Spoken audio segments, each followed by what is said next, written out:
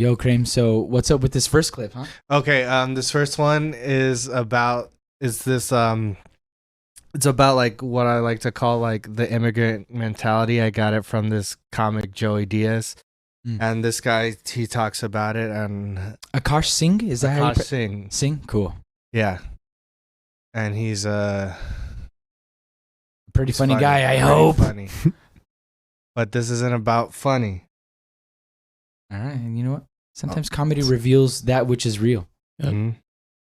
You don't deserve anything. This idea you walk around with that you deserve certain things. You don't deserve a single fucking thing. Your parents, our parents who came here literally with $6 fucking, didn't get here because they thought anybody owed them dick.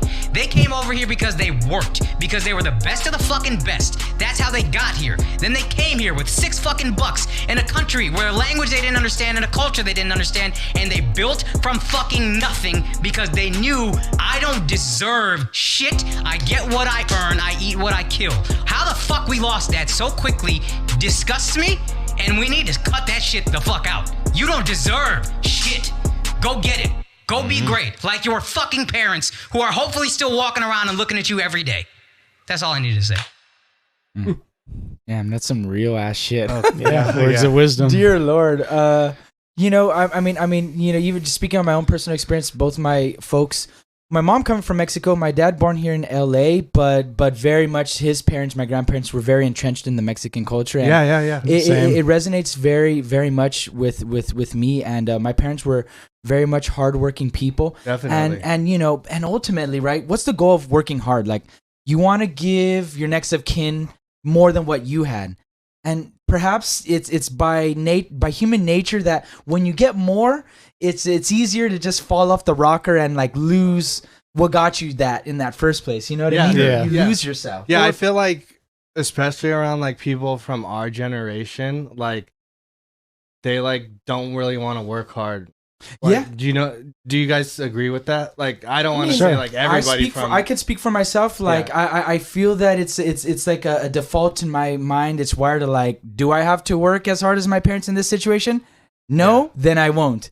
Right. And it's not to but you know, hey, but look, you know, perhaps what are the repercussions of that, unintended or otherwise, right? But I don't know. I think it's just human nature, right? And that's why they always work smarter, not harder. Yeah, our parents' generation really did experience a lot of upward mobility, and that's through the hard work that they put in.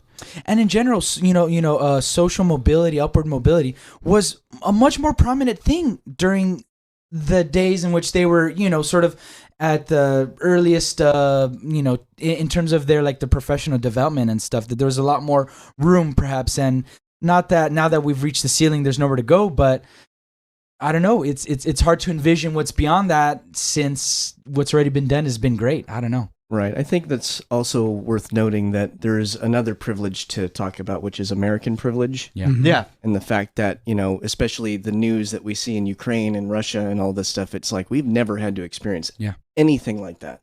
Mm-hmm. Anything. No, Any nothing. American, black, white, old, young, gay, straight, you're lucky to be I mean, here. I think the only thing that is the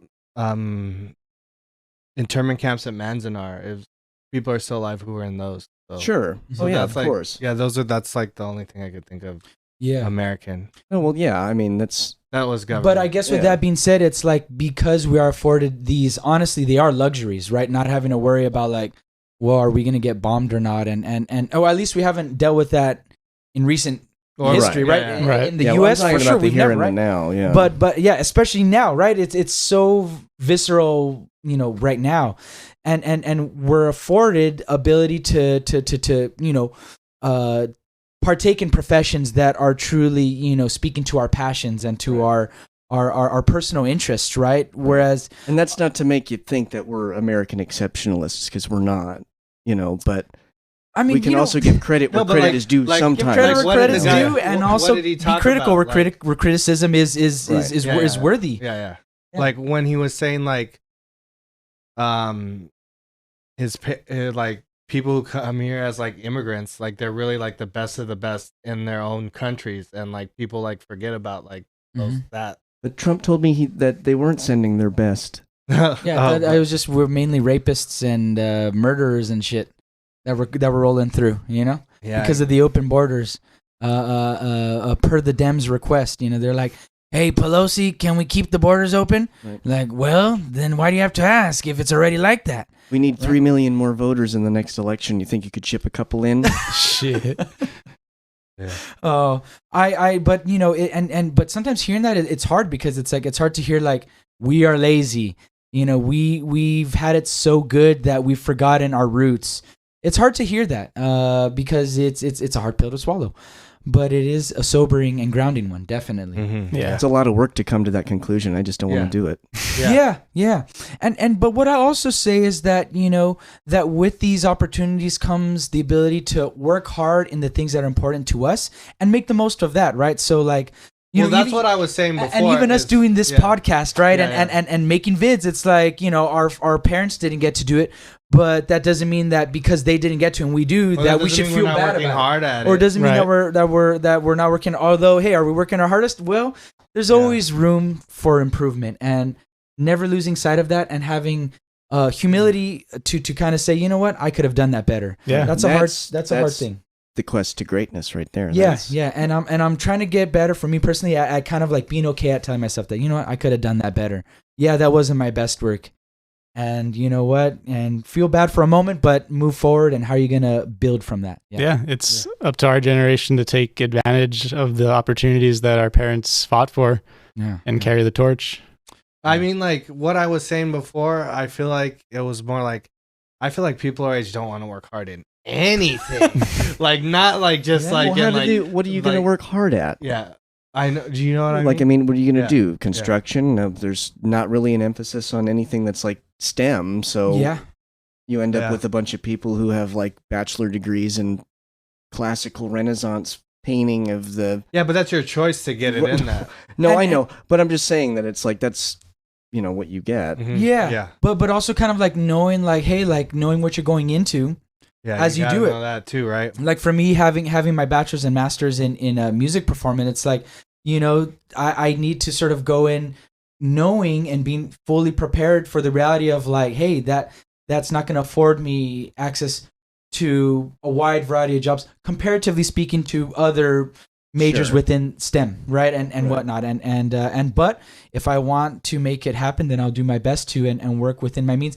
And until I get to a place that feels comfortable for me, like making do with what I do have. Right. And so if that means doing a side gig or a day job, I mean, but hey, as long as it allows me to work towards that, then I shouldn't feel bad about it. At least you're not at a disservice like the people in our generation and the coming generations that don't know how to boil water and can't look at the iPhone and go to Google and type how to boil water. They still don't know how to boil water. Like, I mean, that kind of stuff amazes me. Yeah, and but then but also shouldn't we be learning that stuff like in school? Yeah, I think we need to bring trades back to schools. Trades for sure. Bring back shop. Huge trades, parenting as well. Parenting goes in with that. I think about this, right? Let's say the Russia Ukraine the Russia invasion of Ukraine found its way to U.S. soil.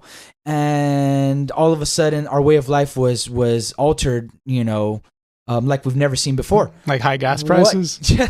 Nobody can even think of that. What skill set would be most valuable and knowledgeable? And not to say that we always have to think like that, because that's kind of a doomsday kind of prepper way of thinking. But cynical. It's good to be mindful of like, what skills can I carry in... and are robust. What skill set is the most robust? Yeah.